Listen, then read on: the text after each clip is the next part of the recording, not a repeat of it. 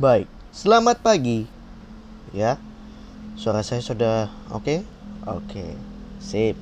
Selamat pagi, siang, sore, ataupun malam semuanya. Ya, Bapak, Ibu Guru, dan teman-teman, terutama suster yang mau nonton. Ya, di video kali ini, mengapa saya kasih judul hal lama yang masih kita lihat saat ini? Karena nanti di video kali ini saya akan membahas beberapa hal yang sudah lama, terutama sejak era penjajahan pra 1945 yang masih bisa kita lihat di zaman saat ini. Ya, walaupun ada mirip-mirip kurangnya, ya gitulah. Oke, mari kita lihat arsitektur di zaman penjajahan Belanda. Ada 3 arsitektur. Yang pertama, Museum Fathahillah. Seperti yang kita tahu, kalau Museum Fathahillah itu memiliki nama resmi Museum Sejarah, yang pada zaman dahulu itu adalah Balai Kota Batavia sejak peninggalan zaman Belanda. Kalian tuh sebenarnya gampang kalau yang tinggal di Jakarta Barat, karena berada di Jalan Fathahillah nomor 1 Jakarta Barat. Dan ada beberapa sejarah seperti pada 1620 ya, dibangun di tepi timur Kali Besar, dan lokasinya memang masih sekitar situ juga yang asli ya. Tetapi hanya bertahan sebentar saja, hanya selama 6 tahun, dikarenakan penyerangan Sultan Agung membuat tempat itu dibongkar lagi. Dibangun lagi tahun 1627 yang berada di Taman Fathahillah ya, atau di nama Belandanya adalah Nieuwe Markt ya. Karena kondisi balai Setelah itu ya, karena kondisi balai kota kedua ini yang tadi ini mulai sangat buruk pada tahun 1648, maka tahun 1707 dibongkar lagi dan dibangun ulang. Lalu ada juga sejarah mengatakan bahwa 1913 sampai 1919 gedung tersebut menjadi tempat pemerintahan Jawa Barat sampai 1942. Karena pendudukan Jepang membuat gedung tersebut beralih lagi menjadi tempat penyimpanan logistik.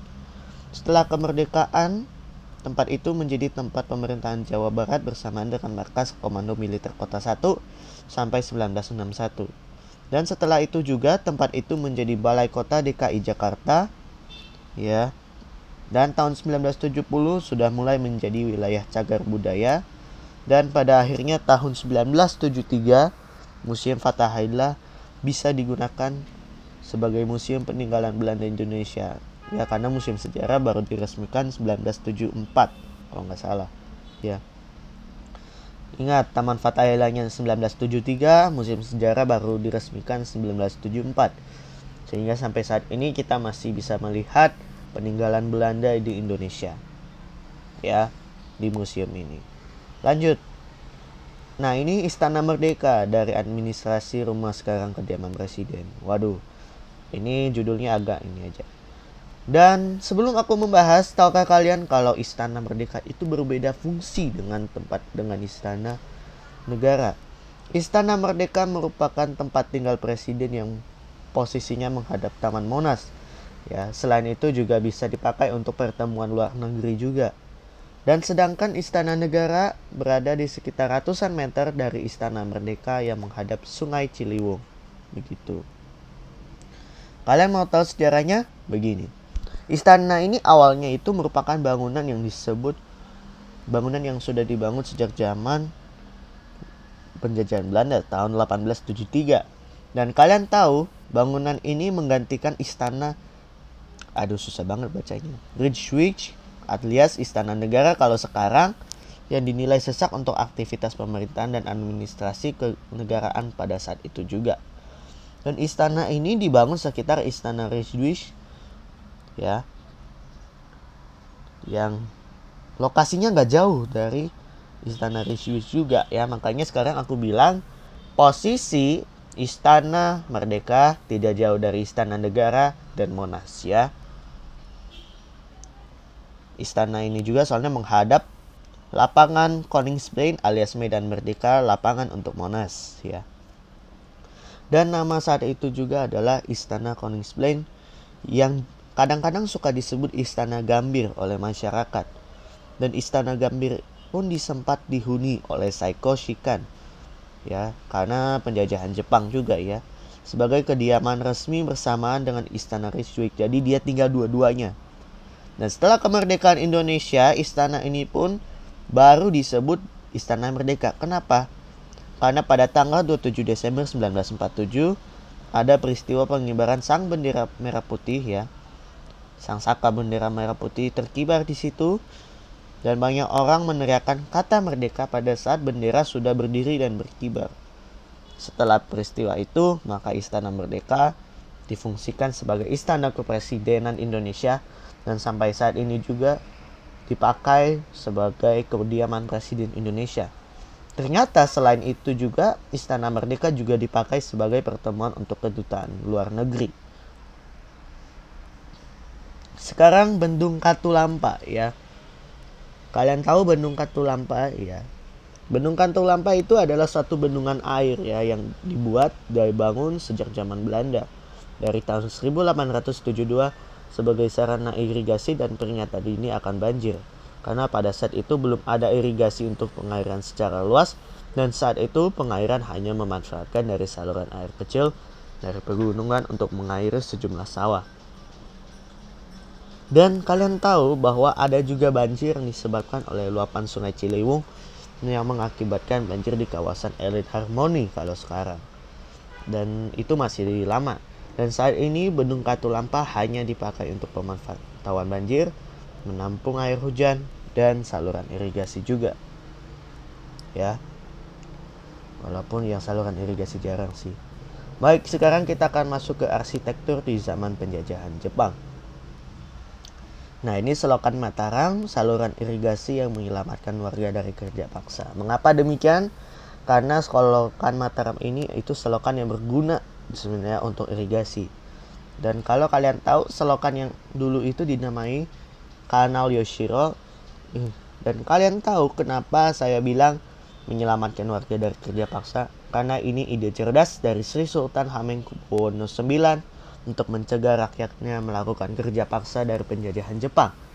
Jadi begini, Jepang sangat gencar dalam memberlakukan Romusha alias kerja paksa pada rakyat di Indonesia pada saat itu.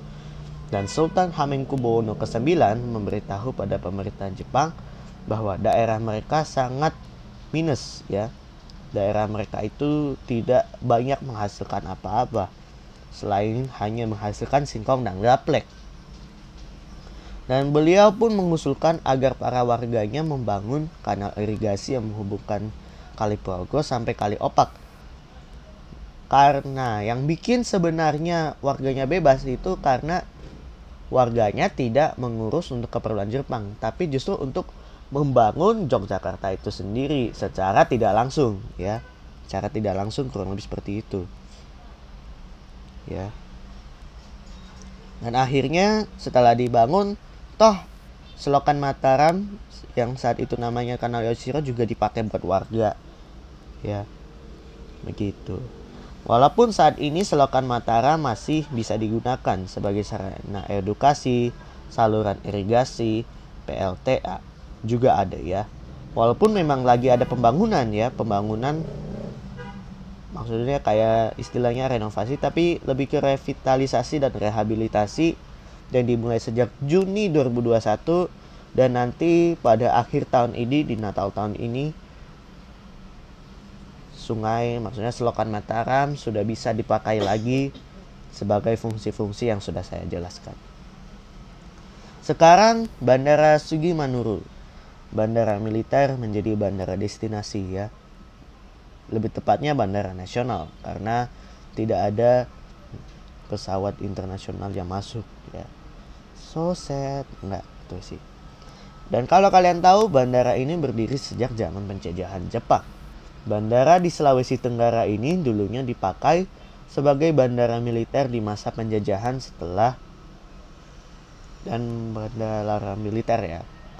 Jadi ada pesawat tempur lewat, nah itu di situ ya. Dan setelah penjajahan Jepang berakhir, tempat tersebut memang sempat terbengkalai karena nggak ada yang rawat. Tetapi sejak Orde Baru, tempat tersebut dipakai lagi sebagai bandara dan maskapai Merpati merupakan maskapai penerbangan yang ada pada saat itu untuk penerbangannya. Dan Bandara Sugimanuru yang saat ini dipakai untuk bandara nasional. karena belum ada pesawat Qatar Airlines lewat ya, dengan penerbangan seperti Wings Air ya, yang bisa kalian lihat. Dan ini yang ketiga, Goa Jepang di Bandung ya. Sebelumnya saya ingetin ada banyak sekali nama Goa Jepang, tapi Goa Jepang yang kali ini saya bahas yang di Bandung. Goa Jepang di Bandung ini ya berada di Tahura atau Taman Hutan Raya Insinyur Haji Juanda ataunya Tahura Juanda ya. Goa Jepang ini dibangun tahun 1942. Dan Goa Jepang ini memiliki akses pintu masuk dan 2 lubang penjagaan. Dan Goa Jepang di Bandung ini memang dibuat sebagai fungsi bunker. Bunker tersebut dipakai untuk pengintaian, penembakan, gudang penyimpanan, dapur, dan masih banyak lagi. Dan konon katanya selama proses pembuatannya Romusa dilakukan ya pada rakyat Indonesia. Ya. Walaupun saat ini sudah tidak jadi bunker, tapi saat ini Goa Jepang masih bisa dikunjungi oleh masyarakat yang jaraknya 300 meter dari Goa Belanda yang ada tempatnya masih sama ya. Goa Jepang di Bandung ini masih ada 18 bunker yang masih dalam keadaan sama seperti aslinya, yang dijadikan situs masyarakat oleh masyarakat yang berkunjung ke Bandung juga. Dan kalian tahu tempat tersebut juga dipakai sebagai cagar budaya. Dan kali ini saya akan membahas organisasi di era sebelum kemerdekaan. Ini cukup panjang. Dan yang pertama ini Muhammadiyah ya. Organisasi muslim terbesar kedua setelah NU ya. Nah, organisasi ini berdiri pada tanggal 18 November 1912 oleh Ahmad Dahlan. Dan organisasi ini berdiri di Jogja dan tujuannya adalah untuk memperbaharui cara hidup, berpikir, beramal menurut ajaran Islam dan tuntunannya. Beliau juga menginginkan agar umat muslim juga kembali pada ajaran Al-Quran dan hadis. Dan selain itu juga Muhammadiyah ini juga bertujuan memurnikan Islam dari pengaruh luar serta adat istiadat seperti pemujaan berhala dan sebagainya. Dan sejak awal organisasi ini memang bersifat sosial dan bergerak di bidang pendidikan. Hal ini terbukti sejak tahun 1913 sampai tahun 1918. 5 sekolah Islam didirikan oleh Muhammadiyah dan ada beberapa bantuan oleh Budi Utomo juga ada. Dan organisasi ini umumnya menghindari politik. Kenapa? Karena selama dia berdiri sampai sekarang, dia nggak pernah dicatat masuk partai politik. Kecuali yang di atasnya NU sempat menjadi partai politik. Ya. Karena sampai saat ini konsisten bergerak di bidang pendidikan dan sosial juga ya. Maka ada 10.770 sekolah. Ini data yang saya dapat di Wikipedia ya. Dan saya hitung sendiri. Kurang lebih segitu ya. Ini termasuk TK sampai SMA, madrasah, SLB, perguruan tinggi. SLB itu apa sih? Sekolah luar biasa buat difabel. Dan ada juga yang terbuka buat non-muslim. 902 fasilitas kesehatan dan masih banyak lagi. Dan ajaran Islam mereka itu lebih padat karena mereka menentang hal gaib dan sebagainya. Dan kalau kalian tahu sampai saat ini mereka masih tetap memakai organisasi sebagai organisasi membela Islam dalam dakwah dan sebagainya, dan juga masih turut mendukung pendidikan di Indonesia ya. Dan ini dia Pramuka ya, sejarah yang cukup panjang ya. Jadi singkatnya, tahun 1912 ada beberapa latihan kepanduan di Jakarta dan waktu itu di Batavia ya. Dan kepanduan tersebut bergabung dengan NPO atau yang kalian bisa baca Netherlands Paviners Organisatie. 1916 cabang dari NPO ini bergabung jadi NIPV alias Netherlands Indische Paviners. Ya intinya kepanduan Indonesia juga ya. Dan organisasi kepanduan yang dibentuk oleh orang Indonesia itu ada JPO alias Organisasi Kepanduan Jawa ya, yang didirikan oleh Mangkunegara 7. 1920 berbagai organisasi bermunculan. Ada banyak seperti NPO, habis itu ada JPO ya. NPO itu yang organisasi kepanduan nasional, organisasi kepanduan Indonesia yang bersatu menjadi organisasi kepanduan Indonesia nasional. Kalau aku artiin asal ya. Habis itu ada juga National Padveris, kepanduan nasional yang dari Budi Utomo. Ada SIAP, yaitu Syarikat Islam Adveling Pandu. Ada juga NATPIJ ya, dari Jong Islam Etenbon.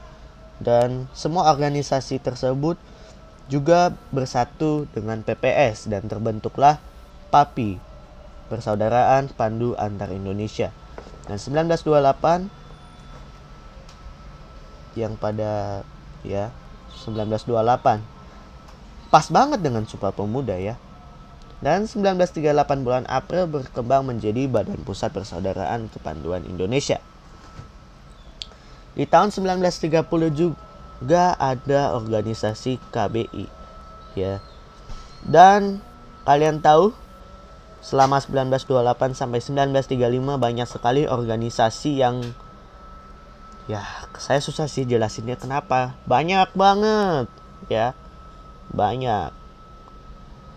Dan kalian tahu upaya untuk menyatukan semua organisasi kepanduan alias pramuka pada saat itu, maka mereka mengadakan All Indonesian Jambore yang disusun, direncanakan, dan pada akhirnya mereka membuat Perkino alias Perkemahan Kepanduan Indonesia Umum pada bulan Juli 1941 di Jogja. Pada penjajahan Jepang, banyak organisasi kepanduan ditiadakan. Namun Perkino kedua ya, yang tadi perkemahan itu tetap dilakukan. Karena pada saat itu Jepang memang melarang organisasi kepanduan untuk berdiri. Dan setelah masa kemerdekaan, ada Pandu Rakyat Indonesia berdiri. Ya. 1951, Ikatan Pandu Indonesia juga berdiri. Dan setelah waktu yang panjang, maka 1961 Pramuka berdiri dan menjadi organisasi kepanduan yang terkenal di Indonesia. Organisasi ini bersifat pendidikan non-formal yang lebih menekankan pengembangan sikap dan karakter anak-anak dan remaja yang dikemas secara sehat, teratur, praktis, yang dilakukan di alam terbuka dengan cara yang menyenangkan. Kepramukaan ini memang disesuaikan dengan keadaan negara saat ini. Dan kalau kalian tahu, kepramukaan ini juga bertujuan membangun dasar kepemimpinan sejak dini, terutama pada usia SD SMP yang terdiri dari dua golongan awal, yakni siaga dan penggalang. Sebab kalau kalian mau tahu, dua golongan berikutnya setelah itu adalah penegak dan pandega. Wow. Ya, cukup panjang kan tadi penjelasan. Sekarang ke sistem pendidikan yang diadaptasi saat ini. Saat ini kita akan lebih ke tingkat sekolah ya, lebih ke tingkat sekolah. Ada sekolah dari pendidikan dasar, menengah, dan menuju tinggi ya, ada juga. Ada sekolah dasar seperti ELS, khusus Eropa asli.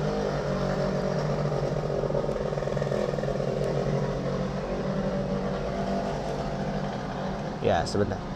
Oke. Ada ELS alias Europees Lager School yang Eropa asli, ada Hollands Inland School yaitu pribumi.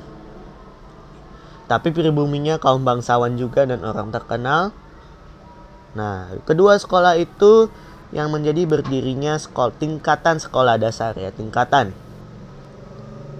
Mengenai lama belajar memang saya bahas karena lama belajarnya itu sebenarnya di situ yang saya catat yang di Google itu 7 tahun karena itu tidak cocok sama yang sekarang. Lalu ada juga Mer Ultgeberg Lager on the Zwisch atau MULO yang setara dengan SMP. Ada juga Algemene Middelbare School AMS yang setara dengan SMU sederajat.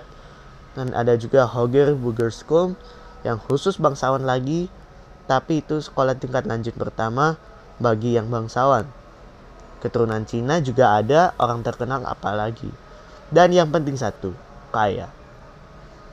Dan ini menjadi diadaptasi pendidikan SMP dan SMA juga ya. Oh iya, bonus. Kalau kalian tahu Fakultas Kedokteran UI, Ya, sebelumnya itu disebut dengan Stovia, yang diubah menjadi Fakultas Kedokteran UI di tahun 1950 yang sampai sekarang melatih kedokteran. Jadi, apa kesimpulannya?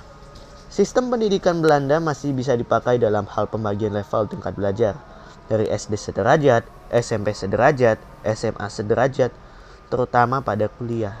Ya, ada juga buat kuliah ya. Sekarang kita akan membahas lama belajar di sekolah, bukan pembagian tingkat belajar. Karena dua hal tersebut merupakan dua hal yang berbeda. Dan kalian tahu, pada masa penjajahan Jepang belajar di sekolah dasar itu 6 tahun. Ya, pada saat itu Jepang membuat semua sistem pendidikan tingkat dasar menjadi sama, 6 tahun supaya lebih mudah dipantau.